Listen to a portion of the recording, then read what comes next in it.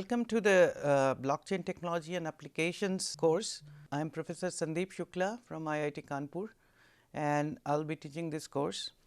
So, this course, the material on blockchain today is quite commonly available at various universities and various conference lectures and so on. So, I must acknowledge different colleagues from various universities whose lectures and whose material and books I have used to prepare the material for this course.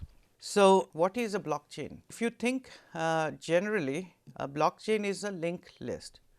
So, what is a linked list? All of you know that a linked list is a set of blocks which are connected to each other by some kind of a link. In case of a data structure linked list, you have the nodes, and nodes are connected by pointers, and pointers are basically memory addresses. But in case of a blockchain, the blockchain is a distributed data structure which is replicated at various nodes or various computers, and therefore, the linking is not based on memory addresses. So, we have a different notion of linking between nodes, and each of these nodes are called blocks. So, therefore, you can imagine a blockchain as a series of blocks, and each block is connected to its previous block by some kind of a link. So, and it is replicated all over, because replication gives you a number of different advantages, like if one of the replica gets corrupted, the other replicas are there to make sure that the integrity of the information contained in the data structure is maintained. And also replication gives you some kind of guarantee of integrity of data, and it is distributed in the sense that the different computers involved in the blockchain platform actually are running distributed algorithms in order to maintain the data's consistency and integrity. And the consistency of the data is maintained by a process called consensus. Now, consensus means that everybody agrees that the data that goes into the data structure is what they agree to put there. And the linking, as I said before, traditional linked list, the linking is through memory addresses, but in this case we cannot use memory addresses for linking. So, there is a cryptographic technique called hashing. So, we actually use something called a hash linking, and the integrity of the data is maintained because of cryptographic techniques and consensus and replication. Therefore, blockchain is a data structure that is maintained distributedly and that is replicated, and main purpose of blockchain is to maintain the integrity of the data. And what is the integrity? Integrity means that the data, once it has been agreed by all the relevant parties to put in the data structure, it has not been tampered with. Nobody has come and changed the data and claim that this is the data that was put in. That is made virtually impossible in a blockchain, and that is the main property of the blockchain, that it maintains the integrity of the data. And as we will see that most of the applications where blockchain is used, be it cryptocurrency or be it some other application, the integrity of the data is the main thing in blockchain. So, what is blockchain used for? So, first of all, many times we keep logs of events, right. So, when somebody accesses your computer, the computer keeps a log of the user names and how they authenticated themselves. Microsoft Windows gives event logs. Every event that happens, like you open a new program on your machine, or something crashes, or any kind of event, or you can get connected to the internet, all these events are kept in event logs. So, logs are very important. When you do banking transaction, bank keeps logs of when you interacted with its banking servers and what you did, what transactions you made, all these are logged. The main problem with keeping logs without any notion of protection of the integrity is that somebody can tamper with the logs and somebody can delete some of the accesses, and therefore, later on when you check the log you would not know some part of its history.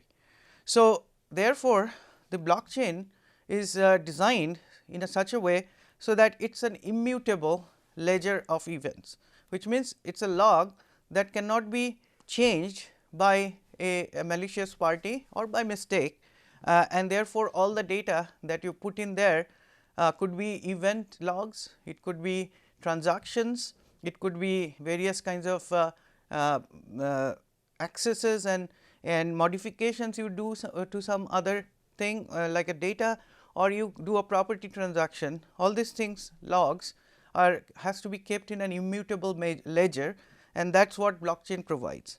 So, it is in and the tampering of this data is made virtually impossible. So, we do not say it is impossible to tamper, as we will see as we learn more that there if you have a very high computational power, which is almost impossible for individuals to gather, but if you can gather that kind of computation power, you can actually subvert and this all the protection and change, but since it is virtually impossible, we would say that this is a tamper resistant log.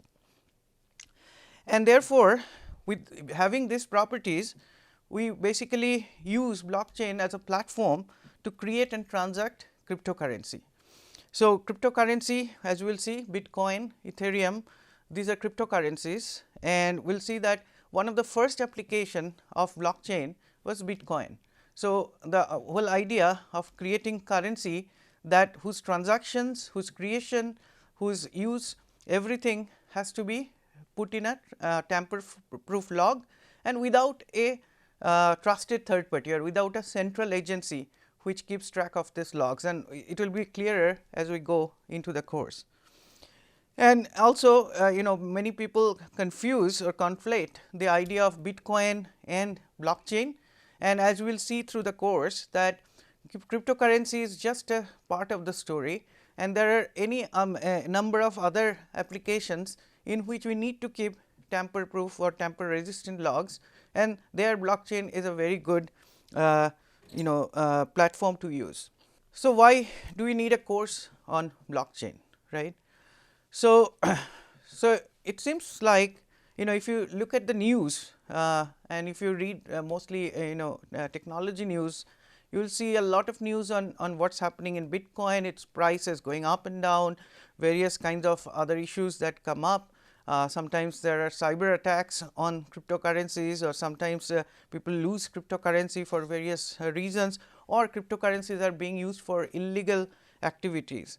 Ethereum is another such cryptocurrency. Now, you will also hear a lot of news, like for example, you will hear that United Emirates is fully going on with blockchain for their most of the e-governance applications. Governance means that all kinds of things like property registration and car licensing, or driver licensing, all kinds of things they are doing on blockchain, and many other countries are doing the same thing. Same thing you will hear a lot about supply chain management on blockchain, or you will hear energy management, especially in case of microgrids and renewable energy. You will hear a lot about the applications of blockchain, or electric vehicle charging stations and paying for the electric charging and all that on a blockchain like in Germany. So, very soon you will hear that the blockchain is for everything, for nirvana. So, people often say that okay, so this is a new hype and a lot of hyperbole. So, what we will see in this course is that it is not a hype, and it is a technology, quite transformative technology. So, many people compare it with the advent of the internet in transforming our lives and digitalization, and similarly people say that or predict that blockchain is going to be as transformative in the way we digitalize our functioning and our governance and our industrial dealings, our financial markets, and so on and so forth. So, even if you do not care about cryptocurrency and its market volatility, which is one of the biggest criticism of cryptocurrency, you will see a lot of application of blockchain which has nothing to do with cryptocurrency, and this course will try to teach you why that is the case. And in fact, I personally is a strong critic of cryptocurrencies like Bitcoin and others, and therefore, my interest is that people learn that even if you do not care about cryptocurrency, you should care about blockchain as a technology, because it is a transformative technology. So, this course is about that. So, let us start with some examples where we can use blockchain. So, I will first discuss some problems that you can probably solve with blockchain, and I am not going to initially talk about how we can solve it with blockchain, because we have not taught you how the blockchain works. But I will tell you what the problems are with our traditional way of digitalization, and probably hint at maybe blockchain might provide a solution. So, this example is by from Arvind Narayan's book. So we will discuss how we do banking today, right. So, in a banking system, we have multiple players, right. So, we have customers ourselves, we have the bank, and we have the bank employees, and we have a regulatory agency. In case of India, it is the RBI. So, what happens is that when you do transactions, right. So, there are multiple ways you do transactions. So, let us consider two of them. One is you write a check to give money to somebody, or you do an internet transaction, like you log into your banking server, and then you authorize a transaction and it goes through. What the bank does, and it does automatically, not necessarily through intervention of human employees, is that it checks if your balance is greater than your transaction amount. If it is not, then it will say it is an invalid transaction, it will reject the transaction. If it is yes, then it will transfer the transaction amount from your account to the other person's or payee's account, and your account will be debited by that transaction amount. Now, how do you know that this is done properly and correctly? You check your transaction list online, or you get your monthly statement, and then you check that all the transactions you made are recorded correctly. Now, the question is, who is maintaining this ledger from which this monthly statement is generated? The bank does. Now, because of regulatory framework that we have, we do not see banks doing something wrong in this case. We never almost never find that I made a transaction and it went through, but now in my statement I do not see it, or I do not see normally do not see that I never did a transaction and it is appearing in my statement. This kind of things did not does not normally happen, but it could happen.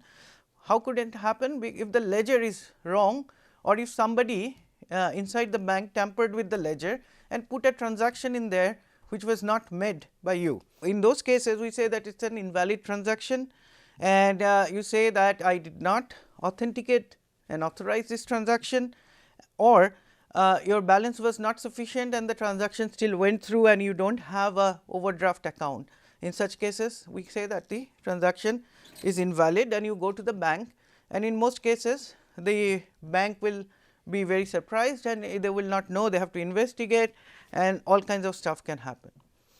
In case of checks also, somebody can forge your check. It recently happened to one of the top medical educational institutes recently. About 12 crores of money was transferred through forged checks, and those checks were checked under UV light by the banking authorities, and they turned out to be authentic checks, but the institute said that it did not do the transaction.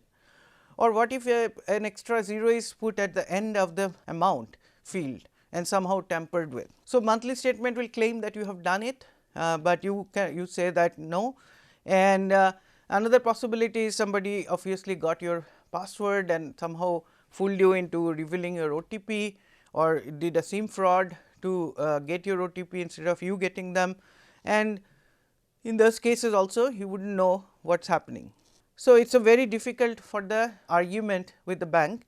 So, if you go and say that if you repudiate that I have not made this transaction, the bank may not believe it, because it will think that you have no proof that you did not do it. So, it is called non-repudiation. You do not have the non-repudiability. If you argue the amount was modified than the amount that you actually transacted, then you are questioning the integrity of the data that is being now presented to you. And there also, if you do not have a proof of what the original amount, then it is your word against theirs. And finally, do you even tally the transactions, like if you add the entire debit and credit when you get your monthly statement? Most people do not do, and therefore, we depend or we trust the bank on all these issues. So, the way the bank maintains its data about your transactions is not very transparent to us. We trust them to do it, and we trust them because they are answerable to the regulatory authority RBI, and therefore, we trust them. But that is what we call by a trusted third party enforced trust, and that is often a problem in case of rogue banks and things like that. And so, we are advocating here is more transparency in the way the transactions are done and transactions in records are maintained. And as we will see that the blockchain could be one of the solutions which will provide transparency and also maintain the integrity of the data, and therefore, provide more reason for us to trust the banking system without a trusted third party enforcing the trustworthiness. Now, second problem I want to talk about here is a supply chain provenance. So, what happens in a supply chain is that you order something, you are a business and you order something from another supplier, and that supplier also orders various parts from a third supplier, and the third supplier orders various parts from a fourth supplier. So, this is what is called a supply chain, and when the final product is made, you as a business is making product whose quality depends on the quality of the components and other things that you have got through the supply chain. And therefore, if your quality has a problem, maybe it is not your manufacturing problem or your construction problem, but it is somewhere down the line in the supply chain, and you have to attribute whose fault it is. And to do that, you have to have proper transparency about where all the components are coming from. Normally, we only know the person who supplied us, but that supplier also dependent on a third supplier dependent on fourth supplier, and we do not know any of that most of the time unless we go and investigate. And also, there are quality guarantees that are not enforced from your end at the every step between two consecutive suppliers. So, I will give you a very simple example. This is an example I heard from Maurice Hurley. So, suppose you are a restaurant and you are buying ice cream from supplier B. Supplier B is not manufacturing or producing the ice cream, but it is actually supplying from company C's factory. So, to your customer, you are responsible for the quality of the ice cream, but the ice cream every time you are getting seems to be melted. So, who is responsible? So, you can say to supplier B that you probably kept the ice cream too long in your truck, or your temperature has a problem in your truck, or you can say supplier C, you made melted ice cream when it was picked up by supplier B, it was already melted, and supplier B says that when it received, the temperature was too high, and therefore, this is the problem. So, how do you find the truth? So, one possibility is that as a restaurant, you can put temperature sensors on the truck of supplier B as well as in the factory of supplier C, where it stores its freshly produced ice cream, and then you get the sensor data from the suppliers directly through wireless network, and then you keep a log. When you check the log, you would know whether B or C had a bad temperature, and that is why it happened. But there are certain problems, and we will talk about that. We will come back, revisit this problem about the integrity of the data that is coming from the supplier B and supplier C, even when you actually put those sensors, and we will see how maybe the blockchain might be a solution. A third problem here is land records.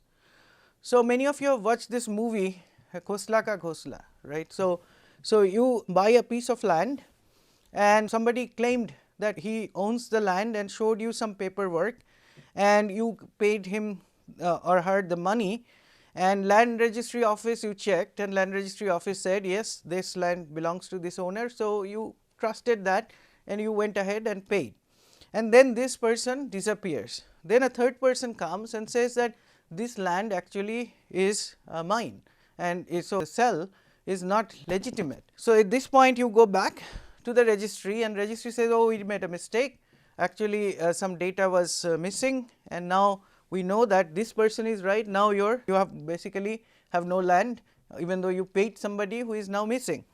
So, somebody might have changed the land record twice, once in the name of that other guy and then name of this guy, and all their logs for this change of this data has also gone missing, because we are trusting the land registry authority to maintain the integrity of the land record, and also if any access is made for changing any of the land records, maybe the logs has to be protected also, but the logs were not protected properly because it is an insider who has managed to delete relevant entries in the log. So, it is not clear who accessed the log.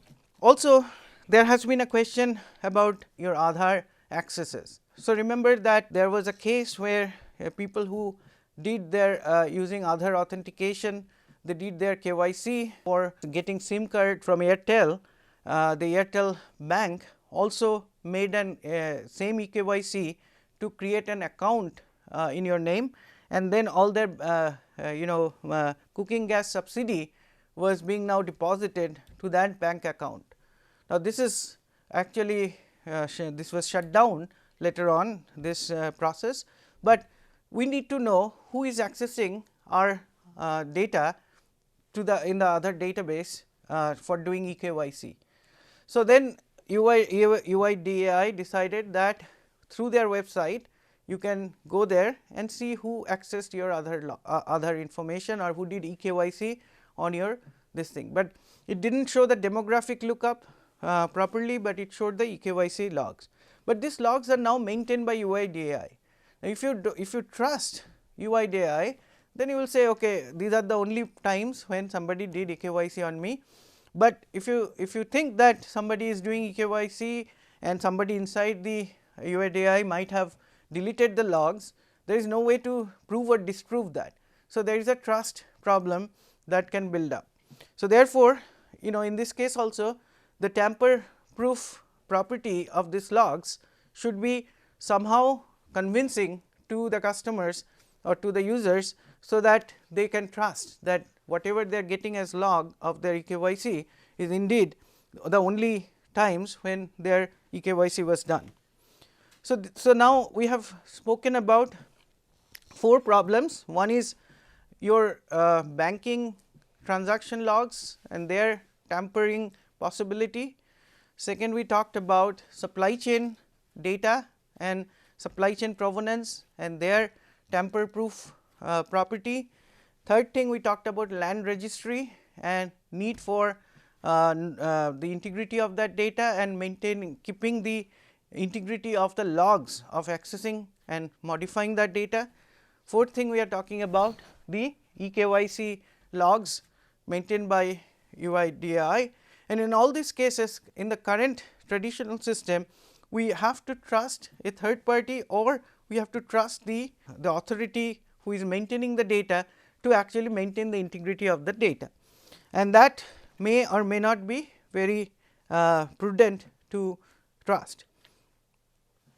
So, now finally, the grade submission and management system in a university or in an institute where professors submit grades online and it goes to a database, and that database is now maintained, and then the students, when they log in to see their grades or print out their grade card, they actually access the database. Now, between the time professor submits the data and when the student sees the data, between that time if somebody insider actually changes a grade, then there is no way for the professor to know, because professor might have 400 students in the class, and unless there is an investigation when he might have written records of the thing of the data, but if nobody has complained, and there is no way for the student to know unless the grade change has been very drastic, like somebody is supposed to get an A and got an F, but otherwise there will be no way to know that the data integrity has been violated, and the person who did this inside might also remove the log of accessing that database, and that could be a problem. And therefore, there is not enough transparency in which the data is maintained without leaking out the private information like the grades of students, but there should be transparency of how the data is maintained, and some kind of proof that the integrity of the data has not been tampered with, and then only there will be full trust from the students or from the professors that this system is tamper proof, and there is no way for somebody to come and change the data from inside or through some cyber attack or something like that. So, these are the things where blockchain might come handy as a technology to solve these questions that I have raised so far. So, people might expect that, oh, so this is a course on blockchain, so it might be about Bitcoin and Ethereum, and we would learn how to actually transact and all that stuff, but that is not the case. And here is why I would argue that why I do not want a course on Bitcoin or currency. However, if you are interested in the full dynamics of Bitcoin and how it works, and how you actually make transactions, and how you can make micro payments and all that with Bitcoin, then you can actually go to Coursera, and there is a very nice course by Professor Arvind Narayanan, who actually from Princeton, and whose course is about Bitcoin only, right. But our course is not on Bitcoin, and the reason is that Bitcoin is something that has also raised a lot of concern about cryptocurrency. So, one of the very early story after the Bitcoin came into existence was the history of the Silk Road. Silk Road was an underground market, and the underground in the sense that it was being carried out in the dark web. So, dark web is basically is the part of the web where people do not have direct access, like we go to a website of a news organization or an institute or a business. These are places which are accessible through the web, but they are not accessible directly by common people. You have to know exact address of and the location, and probably very strong authentication, and many times you cannot even go to them without using some anonymous browsers like Tor browsers, and there people from the underground operations of drug and other things, extortions and all that stuff, they actually transact in Bitcoin. And Silk Road was dismantled by FBI around 2013 or so, but there still a lot of business in the dark web that happens using Bitcoin, because Bitcoin is almost anonymous. There is no way, if you ask me to send money to a particular Bitcoin address, there is no way to know whose address it is, even from the law enforcement agencies, and therefore it is very difficult to trace. And this is the same thing that is happening today when there is a ransomware attack, and ransomware attackers encrypt your entire disk by sending a malware through your phishing link or something, and then they actually demand money to unencrypt or decrypt your device by and they want you to pay in Bitcoin or Ethereum because of the anonymity that they can hide behind. So, that is one of the problem of Bitcoin. So, illegal activities and all ransomware, these are some of the problems, but there are other problems, right. So, one of the thing you would know that Bitcoin prices go up and down. Sometimes they went to close to $20,000 a Bitcoin, and now I think it is about 12,000. Sometimes it was 5,000, sometimes it came down to 8,000. So, if you think that investing in Bitcoin is a good idea. That is not something that I would advocate.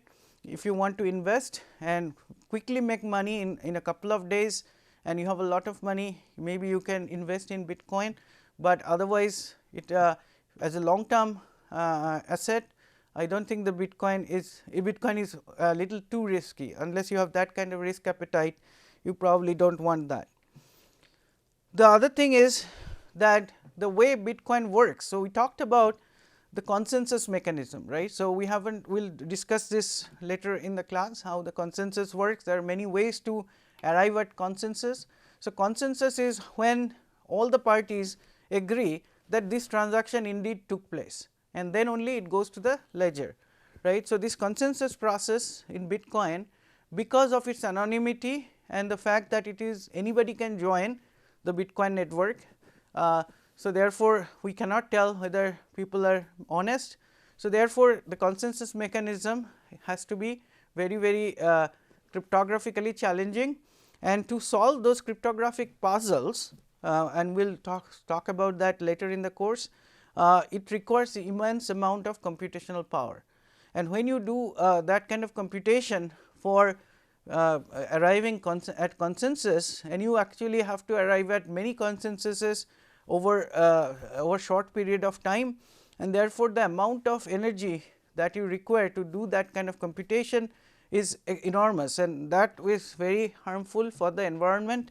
And we will see that if you look at the statistics, that Bitcoin mining today, actually process of arriving at a consensus actually is also called a Bitcoin mining. The reason why it is called mining is because any time a consensus is arrived, there would be only one winner whose selected data will be actually made permanent into the data store or in the blockchain, and they get some reward. So, in the beginning Bitcoin was giving 50 Bitcoins as reward if your data collection becomes permanent. Then they halved it to 25 Bitcoins, and at this moment it is 12.5 Bitcoins that you can get, but this is how Bitcoins are also created. Therefore, this consensus process in Bitcoin is also called Bitcoin mining, and this mining process is so expensive in terms of computation, and therefore, in terms of power consumption, that it is consuming more electricity than 59 countries, including Ireland and most countries in Africa. So, you can think how wasteful it is to actually mine Bitcoins. So, and any other cryptocurrency that is also based on participation of public anonymously would have to have a similar kind of consensus process, and therefore, they will also be wasting a lot of power, and that is a big concern from the environment point of view. Also, it becomes very expensive to buy equipments which are capable of doing such computation, and therefore, it get more tilted towards people who have deep pockets. You and I, with our regular laptops or other machines, we cannot have the ability to win this process of consensus. So, we cannot make Bitcoins, whereas there are people who have invested millions of dollars in buying equipments and paying electricity bill and air conditioning bill for their huge compute farms, and therefore, they are able to do this. So, this makes this entire Bitcoin ecosystem very tilted towards those people. And the other thing is that most of this Bitcoin mining companies, now actually there are companies which actually can only afford such large scale Bitcoin mining, and many of these companies are in China. Now, what happens is that it is provable that if one person or one player in the Bitcoin platform has more than 51% of the computational power, then he can actually completely change the data in the Bitcoin network. So, earlier we said that in a blockchain, the data that we store after a consensus is tamper proof, right. Nobody can come and change the data. The reason why they cannot do that, because to the amount of computation they have to do in order to tamper it is too much, because they have to then undo all the computation that was done to store that data and any other computation that was done to store data subsequent to that. So, this is a total amount of work, computational work that somebody has to do to tamper with. But if I have majority of the computing power in the entire ecosystem, then I can actually completely change the entire chain of data, all the data I want to change and all subsequent data. Now, think about this, if one country has most of these or majority of these companies who are doing Bitcoin mining, if they want to get together and then their total computational power becomes above 51%, then Bitcoin will have no integrity of its transactions and therefore, the entire ecosystem will fail. Also, because of these environmental concerns and volatility of the cryptocurrency and so on, maybe the country in which all these companies are there and they are consuming power, they are polluting the environment, the country might decide that they will curtail the activities of these companies and therefore, there will be another kind of problem. And when this kind of news come, you will see the Bitcoin prices fall. The reason is, even though it may be a speculative news, because we are now dependent on all these different extraneous things which are not imagined by the originator of the Bitcoin, and originator of the Bitcoin was an anonymous person who used the name Satoshi Nakamoto, and in 2009 he wrote the first version of the Bitcoin and he launched it, and he also wrote a white paper, and his idea was to get rid of the tyranny of the large banks, right. So, in 2008 there was a international financial meltdown, and it turned out that the banks did a lot of things which are not properly correct things to do. And in fact, from the writing and from the original message that was in the first block of the Bitcoin blockchain, it seems like he was actually trying to emancipate people from the hold of the banks, and then they want the entire world, everybody, to become part of a cryptocurrency system which is not dependent on a central bank or on the banks to actually decide the the value of the money. But unfortunately, the way it worked out and way it unfolded is that only a handful of companies are now doing most of the Bitcoin mining, and then all the transactions that are happening are also by only only 1-2% of the people who are involved in the Bitcoin ecosystem, and the same thing is happening in Ethereum, that 90% of the transactions are done by maybe 100 players when there are about 6 billion players in the ecosystem. So, you can see that there is a huge amount of inequality that is building up in the cryptocurrency system, when there are only handful of players who are doing all the activities, all the transactions, storing all the currencies, and the rest of the other people are doing very little, and therefore, the entire dream of Satoshi Nakamoto, whoever he is not being translated to reality. So, that is another problem. And as you know that in India, the RBI has put a blanket ban on Bitcoin as a transaction medium and or any kind of cryptocurrency, and there is a good reason for that, and we will not get into that, but that is how it is. So, then there is another problem, that this problem has been happening because of various reasons, that so common people. So, Bitcoin, if you want to directly play into the Bitcoin ecosystem, do mining, do transactions, you have to be computationally savvy, right. You have to know how to create a private key, how to create a public key, how to tell other people that this is my public key, which basically gets shortened to your wallet address, and then you have to store your private key very securely in order to so that nobody knows your private key, because once they know your private key, the money is no longer yours, because they can use your private key to spend the money or transfer the money to another account. So, this cryptography, the public key, private key, is very important for operating in the Bitcoin or Ethereum economy.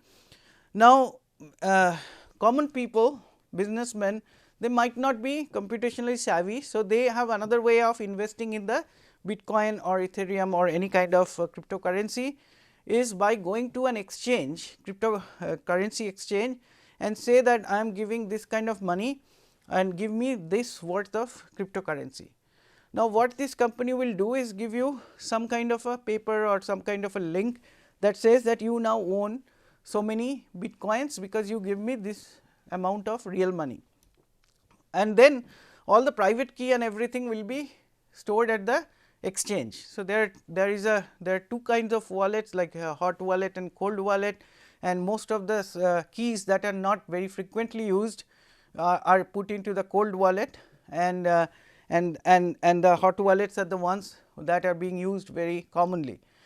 Now, this happened in one of the exchange, Mt. Gox, where there suddenly the exchange owners, they said that there is so many millions of worth of cryptocurrency has been transferred to somebody else's account, and as I said that once it is transferred to an account, the account number is actually a public key in a hash form, and therefore, no way to know who is behind it. So, the police or anybody cannot really find the person whose wallet has got that money. So, therefore, the owners said that our private keys were stolen, and therefore, this happened. People suspected that the stealing person is one of the exchange owners only, and since the actual people who purchased bitcoins from this exchange did not keep their own keys, the keys were in the cold wallet of this or cold vault of this exchange. So, therefore, they have no recourse, then they could not get the money, and this was a huge loss for a lot of people. More recently, there was another case. So, this is the Quadriga is another such exchange, and in that exchange what happened is that the person who owned the exchange also had in his cold wallet a lot of keys, $145 million worth of cryptocurrencies keys he had, and then he died, and with him the password or code for accessing that wallet went away, and there was no backup, nobody else knew that code, and therefore, $145 million worth of cryptocurrency was lost, and the losers were people who actually bought them. And now, recently the news is that they are exhuming his body to figure out if he actually made a disappearing act by killing somebody else, or so they want to check whether this person who is buried as him is really him. So, this has come to that. So, this is the other issue about cryptocurrency, is that if you are not tech savvy and you are not doing it yourself, you are dependent on these exchanges, and all these happenings can happen to you, and you may lose a lot of money. The other thing that also happens is that there are bugs in the code of the blockchain ecosystem, or in case of Ethereum, the bug was in the smart contracts. So, smart contracts are programs that work on your behalf from your address, from your account, and do transactions and other things. And so, in this case there was a bug, a reentrancy bug, and therefore, attackers could actually make transfer from all of these smart contracts from various people's accounts, $30 million worth of ether to their accounts. Fortunately, some of the good hackers, they realize this is happening. So, they actually also use the same bug to actually siphon off rest of the money of the rest of the accounts to their address, and later on they paid it back to the rightful owners, but the $30 million worth of Ethereum ether that was lost to the hackers. So, these are the kind of things that are concerning about cryptocurrency. So, in summary, I would say that let us admit that Bitcoin first brought to us the technology of blockchains.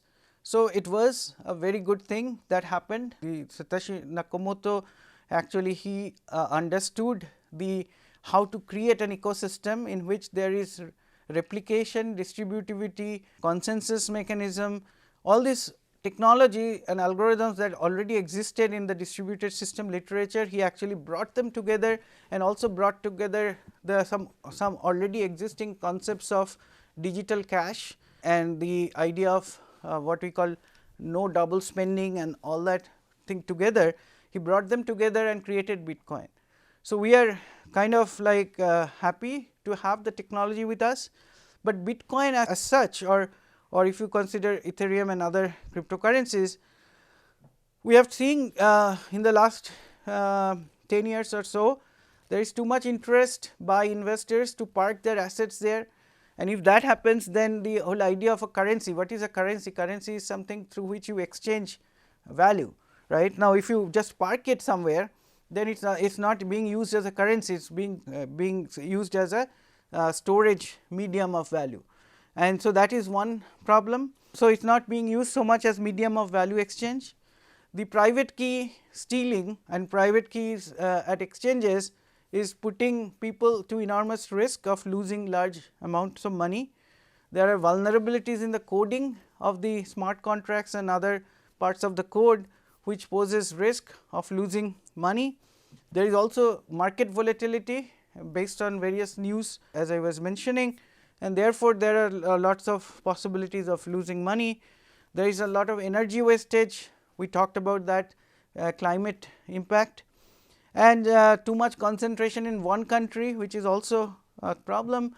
And then there is regulatory risk, because regulators of different countries are framing their rules for allowing or disallowing cryptocurrency or regulating them, and also criminal activities use Bitcoin. So, all this together basically makes us not to focus on Bitcoin or cryptocurrency in this course. Even then, we will talk quite a bit about the Bitcoin and Ethereum, because of learning from them the technological underpinning, which is very useful and very worthy to understand. So, we will talk about Bitcoin, how it works, how the consensus works there, and also we will talk about Ethereum and smart contracts and all that, but we will not focus on this application of blockchain in cryptocurrency. We will focus on application of blockchain for non-cryptocurrency usage in this course. So, then coming back to blockchain, now let us say blockchain technology is a digital innovation that has a potential to significantly impact trusted computing activities and therefore, cybersecurity concerns as a whole. So, trusted computing is a concept that when you do computing, and if you depend on the results of the computing, and by computing we not only mean number crunching, we also mean the entire ecosystem, the exchange of information over the network, the storage, the databases, all these things we are clubbing together as computing. But when you do computing and your system depends like e-governance system or your identity system or your grade management system or your property registration system, they are dependent on a whole computing ecosystem. So, but then if you are depending on the computing ecosystem, there are many different possibilities by which data in that ecosystem can be impacted and tampered with, and be it while it is transiting through the network, be it while it is in storage, be it while it is being computed. So, therefore, we have to worry about trusted computing, when you can trust the computing environment to produce result, keep the integrity of the result, and give me transparency of how it is processing the data, how it is storing the data, and how it is protecting the data against various kinds of attacks, and that is what blockchain can give you. And the attractive properties of blockchain for this purpose is that it gives you a tamper proof log of data with authentication, which means that the data also is signed by whoever created that data, and then it is immutable or almost immutable. So, which means that once written, it is cryptographically very computationally hard to remove that log or to tamper with the log. And if you want the transparency, but not reveal the private information. You can do that with blockchain. So, you can make it privacy preserving, and it provides a basis for trusted computing on top of which applications can be built. So, let us talk a little bit about when we say trust, what we mean by trust. So, trust model that you assume in case of computing environment, we have to consider what are the trust is kind of like opposite of your attack model, like who can attack or how threat model, like what are the threats to the integrity and privacy and availability of the information. So, first of all, you can put your trust on the hardware and say that hardware will not leak your cryptographic key, but is that true? And it is not necessarily true, because there is something called side channel attacks, through which people have shown that they can actually get your cryptographic key while you are doing encryption or you are doing decryption. They can look at the power that you are drawing from the your power source, or they can look at the electromagnetic signature, or they can look at the timing and all kinds of things by which they have shown that they can reveal your cryptographic key. So, unless your hardware is proof to that kind of manipulation, your hardware may not be trustworthy. So, nowadays there is a lot of work on how to make a hardware trustworthy by using enclaves and other kinds of mechanisms, and even there people have shown there are ways to subvert the protections that the hardware companies come up with. You must have heard of Intel's meltdown and Spectre bugs that came out 2 years ago. So, you may or may not be able to trust the hardware. So, in that case, if you do not trust your hardware, you have to make sure that you do the protection against any kind of key leaking and all that stuff at the next layer, which is the operating system layer or firmware layer. And there the question is, now operating system is basically create processes, and they have memory in which the computational results and stuff are temporarily kept. And this memory is also hierarchical. So, which means that some of part of the memory addresses sometimes come to the caches, and all that stuff happens. So, therefore, the question is, are there ways in which people can peek into your cache or peek into your memory and then get your private information, your private key and all that stuff. So, that is another question of trust. Now, if you are using virtual machines, then you have to know whether your hypervisor leaks information, they can peek into your process memory and all that stuff. And then your applications maybe also have bugs, and they may be cyber attacked, and while the application is using some of your data, it may actually tamper with that, or it may actually reveal private keys and all that stuff if your application is using your private key without any protection. So, the question is, what is your trust anchor, right? Is it in the hardware, or is it in the operating system, is it in the application, or you trust the manufacturer like Intel or others to actually give you a trusted platform. But in case of the applications like e-governance and grade management system or whatever, the question is, do you trust the bank that they are not taking away small amounts from your balance all the time? There is a movie called Office Space that was taking only a fraction of a cent from every transaction, and very soon they accumulated millions. Do you trust the land record department to keep the integrity of the land records? Do you trust the UIDAI officials to keep your other data access logs, integrity of that? Do you trust your local system administrators to not to go around your back and change your data or read your data and then delete all that information from the system log? If you have a patch management system in your enterprise, how do you know that the patches are being made, or somebody is doing an unauthorized patch to attack your system and things like that? So, those are the problems that you have to worry about.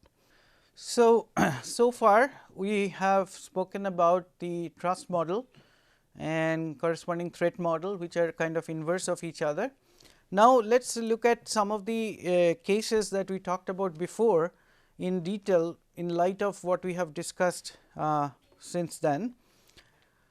So, let us first look at how one can create a digital coin, and this is Arvind Narayanan's crypto coin version 1. So, what you can do, you can say that I am going to be your mint and I am going to create a digital coin, and then I will give it a coin ID, and then I will have a public key and private key, and I will sign the coin with my private key.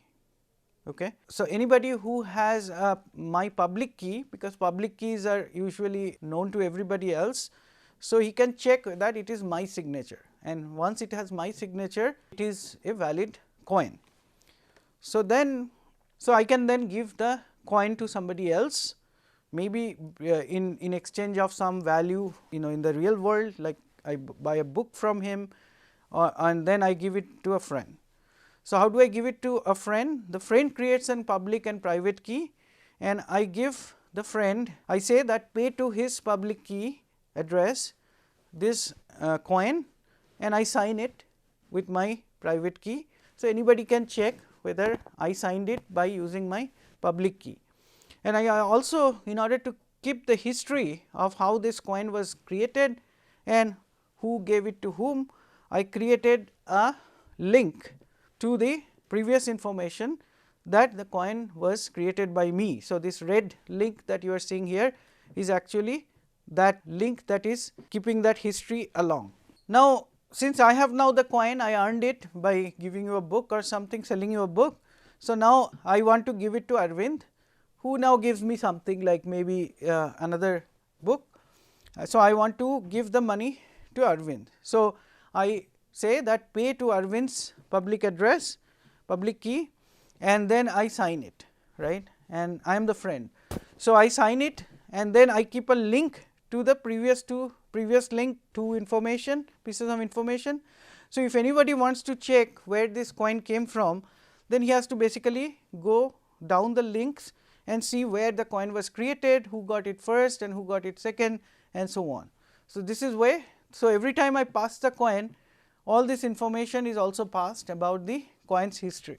So, Arvind now owns the coin, but if I am dishonest, what I can do, since this is digital, so I have no problem to pass it on to multiple people. So, I actually give a copy to Ravi, another friend, for another thing that I get from him, and do the same linking and all that. Now, the question is, I had only one coin, now I have gave it to 2 people. Now, these 2 people will have to both have the same coin. That is not possible, right, because if you have a real world coin, then you could not have given to 2 people. Since you are digital, you are cutting and pasting, so you can actually give it to 2 people, and this is what is called a double spending. So, I have done a double spending, which cannot be done in a real monetary system, because then if I can do double spending, I can do triple spending, and then the value I got from this one coin is twice the real value, right, because I got something from Arvind, I got something from Ravi, but I am just giving them the same thing, and they also when they try to use it, it will be a problem. So, this is called a double spending, or since it is actually an attack, call it a double spending attack. So, major challenge has always been in the digital currency. From 80s, people have been trying to solve this problem of creating digital money, and this all this people have come to this problem, that how do you stop double spending, and if you can do double spending, you can do triple, quadruple, all kind of spending. So, we have to do something more than what we just showed you in the version 1. So, version 2 is how we can make a double spending proof digital currency. So, what Arvind did is that saying that we will create a history of all the transactions. So, earlier when we were giving the coin to somebody, we were not giving any number to it, right. So, we were just connecting them through these links. Now, we say that we will have various transactions, and each transaction will basically spend one coin, but we need to know where that coin came from which transaction. So, you have to go and see the next transaction, and finally, there will be a transaction when the coin was created, right. So, this history has to be kept, and this history, now the data structure in which you keep the history and all that stuff is a matter of details, like, but the main question is who keeps track of the transaction history, like who tells me that somebody is trying to do a double spending. And then if I have done a double spending to given the coin to two people, who decides who actually gets the money and who is the one who is not going to get the money. And so, which means that somebody has to tell me which one is a valid transaction, which one is not valid transaction. So, concept of validity here would be that the coin that has been used in the transaction is a valid transaction. Also, it is not already consumed, and the total value out of this transaction should be total value in. So, if I have multiple coins from multiple sources, I can use that in one transaction, because not everything has the value of one coin. So, I can get 3 different coins to buy a thing worth of 3 coins, but then the total value in and value out should be the same, and then it should be signed by the owners of all the consumed coins, right. So, this is the matter of validity. So, that history that you saw has to be of valid transactions, right. So, somebody has to check the validity of the transaction, and somebody has to use the history to tell me whether double spending is being done. So, now how do you actually maintain the coins, whether you make the coins immutable and all this is details. So, we will not worry about it at this point. So, the crucial question is who maintains the history and who validates the transactions, and who tells me that this is invalid because there is a double spending. So, one possible solution of course, is having a trusted third party, right. So, and once you have trusted third party, we are back to the same conventional problem that I have a trusted third party, he maintains the ledger of transactions and he checks, consults the ledger every time, and coin is trying to be used in a transaction to ensure that this is a valid transaction. And but the question is, should we trust the trusted third party? The trusted third party might be a biased entity, and they might actually always arbitrate in favor of some people and arbitrate against some people.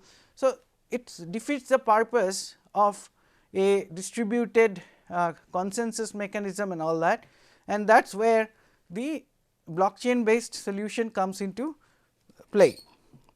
So, trusted third party is not our preferable solution, because that solution already exists and being used today, but we want to remove the trusted third party and create a trust system in which we can transact trusting the system, not trusting a single entity. So, that is about the cryptocurrency issue.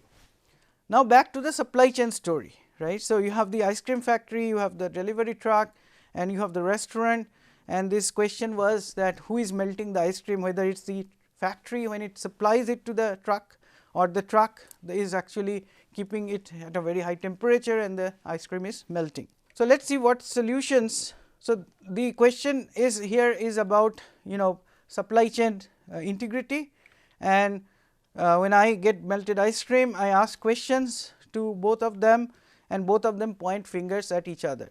So, as I said earlier that I could put an IoT or Internet of Things type of sensor in each of these places, in the factory and in the truck, and I can say that send me your temperature every second or every 30 seconds, and I will keep track of your temperature where you store, and I will actually decide who is responsible for this. However, there are multiple problems that can occur. So, let us talk about what can go wrong. First of all, if you do nothing other than just make these IoT devices send information, then the information is not encrypted and digitally signed, then somebody can do a man in the middle attack. So, they can actually intercept the message, change it. So, maybe the company B will try to do that to make company C look bad by intercepting the temperature coming from company C and then replace it by a higher temperature. So, data integrity could be a problem. And other thing is that if your temperature keeps going up because cooling system failed, you might fool the restaurant by doing a replay attack, which means you record the old temperatures and then you replay it and send it repeatedly to the restaurant, and the restaurant will think that your temperatures are fine. So, that is a replay attack, again data integrity issue. Then if the temperature that is coming from factory C is actually being manufactured by supplier B, by replacing or jamming the signals from the factory C and pretending to be factory C and send the restaurant the bad information. So, there is an authenticity problem, right. When the data comes, do I trust that this data is actually from factory C and not sent by somebody else? And then if something like this happens or not happens, if factory C claims that this is what happened, his temperature was fine, but the temperature you are seeing is actually somebody else did an attack and man in the middle attack and send wrong temperature information, and there is, so he is repudiating what information has come from his supposedly from his sensor, and that repudiation, so non-repudiation is not a property.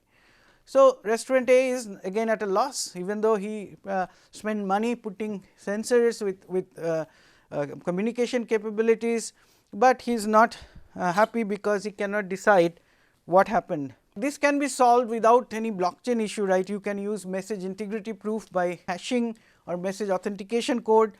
You can use digital signature for all IoT devices, and then you have the authenticity and non-repudiation.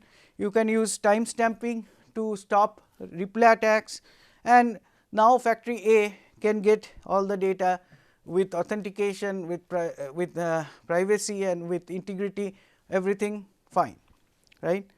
But the problem does not end here, because supply chain problem has a concurrency problem, because A is not the only consumer from supplier B or supplier C. Supplier B, C have other consumers. Similarly, restaurant A has other supply chains, right. So, it gets meat from somewhere, it gets vegetables from somewhere. So, there are many parties involved, and if you want to check supply chain provenance for all your supply chains, then you have a n square problem, because every party should be able to send information to everybody else, whatever the sensor readings are. And in the sensor could be temperature, it could be about the pH level, it could be about various things, and therefore, it is a huge amount of crisscross information, and that needs to be addressed, because it is not going to scale. So, restaurant A may say, okay, I have a very good nice data center, so I will keep everybody's information. So, you just only have to send to me, and then I will give a nice interface to the information I collect, and everybody else, every other restaurant and every other supplier can log into it and look at the information and make themselves happy, right. But then why would you trust A to be the purveyor of your data? What if A wants to make some other entity look bad and tamper the data? So, when that entity, another entity looks up the data for that entity sensors, he might see wrong information, right. So, you cannot trust a single entity to do all the job, because then it becomes a trusted third party again. So, you can use a cloud provider, and so instead of A, B or C or anybody, the cloud provider collects all the information, and most IoT vendors now is giving a solution based on this cloud based data collection, and then interface to the cloud to look at the browse the data and do analytics on the data. But what if the cloud provider cannot be trusted? That is a possibility, right, because again a trusted third party. So, then the question is, you can use blockchain, because blockchain is not a trusted third party. Blockchain is create trust computationally by using a distributed consensus mechanism. So, all the information that comes to the blockchain is seen by all the players in the blockchain, and all the players have to somehow agree that the information is correct, and once the information put there, nobody should be able to tamper with it, right. So, blockchain is actually a framework that can be actually a very good use in this supply chain case that we just described. So, we will see later that various kinds of blockchain solutions to this kind of problems, not necessarily will take this problem, because this problem is probably a too simple a problem to discuss later, but you get the idea that here important part is that even with all the cryptographic measures like digital signatures and encryption and message authentication code, you still have a scalability problem and concurrency problem that needs to be solved, and the one simple solution would be to have a trusted third party to collect all the data and keep it, but trusted third party is not something we want, because it again gives brings us back to the old traditional mechanism where you have to somehow put your trust on a trusted third party. Instead, if you can create a computational platform in which trust is by virtue of the computational process, then it is much better solution and more fair solution. So, that is what we would like to do. So, we are at the end of our first lecture. So, in the first lecture, what we learnt is that blockchain is about distributed record keeping. Trust model varies, but having a single point of trust is never good, and based on the trust model you may have to use blockchain, but depending on who you trust and how much you trust, you have multiple different types of blockchain. So, we will see permission blockchain, non-permission or public blockchain, and also private blockchain. So, these are the some of the different alternatives, and based on how much you trust which party and how much you know about the players who will be actually participating in the consensus process, in the validation of the data process, then you have to choose the different types of blockchain, and we try to learn how those things are done, or what are the different considerations that go into choosing this kind of alternatives. Data integrity, we talked a lot about. No one tampered with the data after its creation is very important, and that is where blockchain comes into play. And authenticated transactions and event logging is something very important if you want to know not necessarily the data itself, but metadata, that is the data about who accessed the data and who modified the data, who added the data, that kind of information. And strong cryptographic applications, blockchain is a strong use of cryptography, and blockchain is not certainly only about cryptocurrency, and in this course will not be focusing on cryptocurrency, but we will talk about some of the technology of Bitcoin and Ethereum and all that, because we need to understand the underlying technology. So, summary of lecture 1. So, what did you learn? The need to learn about blockchain technology and applications is what we emphasized on today, because of the various applications we talked about. Bitcoin and cryptocurrency are only examples of this technology, but this technology have much broader usage and much more potential. Trust model determines what kind of blockchain you are going to use, or if you at all need will blockchain solve your problem, because that is something also one has to take away from this course, because many times I get requests that can you help us to do blockchain for our application, and when you actually investigate closely their trust assumptions and their operating environment, and you find that under their trust assumptions and everything, blockchain is not required, or it will be an overkill, right. So, you have to also get have to have the critical understanding of when blockchain can be of help and have value, and also what kind of blockchain is good for that particular application. Basic issues that led to the creation of Bitcoin, about the not trusting the banks and the or a trusted third party or a central authority, and supply chain provenance and integrity and trust model, concurrency issues that arise when there are many players, and maybe in that case central data collector like a cloud may be or may be not a good solution, and fault tolerant consensus is required in working of the blockchain consensus mechanism, and work out the trust model issues. So, this is the introduction that we have gone through today. In the next lecture, we will talk about some basics of cryptography, because you already heard a lot about private key, public key and hashing and message authentication code in today's talk, and many of you know what they are, many of you do not. So, in the next lecture, we will actually familiarize you with all those terms and what they mean and how they are calculated. So, that will be then the introduction to this course will be complete once we have lecture 2 on that on crypto concepts. Thank you.